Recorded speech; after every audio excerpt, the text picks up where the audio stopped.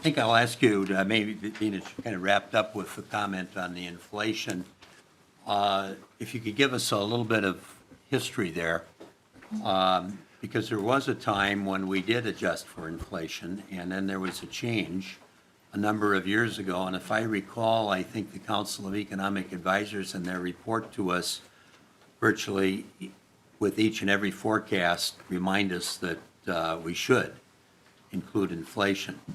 And so basically my question is so a bit of the history and what's in and what's out, because there are some accounts that are adjusted for inflation and others that are not. So I'm not sure how those decisions were made in terms of how given activities qualified for an inflationary adjustments and others did not. Well, Mr. Chair, thank you for that question. I do think that, I think it was 2002 or 2003, some folks may remember that better than I, when the inflation was removed from the expenditure portion of the budget, and it's been that way ever since. And so, obviously, is an issue we have some concern about. I think Budget Director Reitan can give you a better indication of sort of what's in and what's out of that calculation. At a high level, I mean, I wouldn't expect all the detail, but just a few examples perhaps.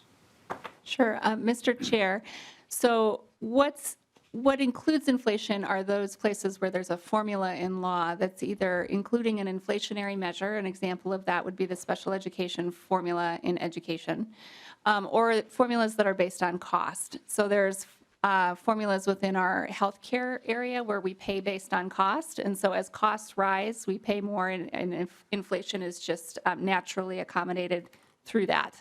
Our debt service forecast, we project out actual debt service payments, so there's no need to apply an inflationary factor to that. So we look at the places where there are formulas in law or where we pay based on actual cost, and then when we provide our estimate of inflation on everything else, we exclude those from the calculation because they already have some component of inflation built in.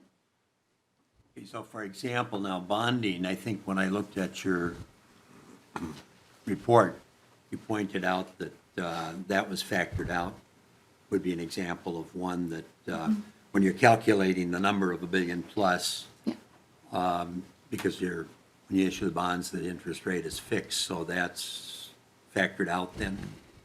Okay. Mr. Chair, correct, yes.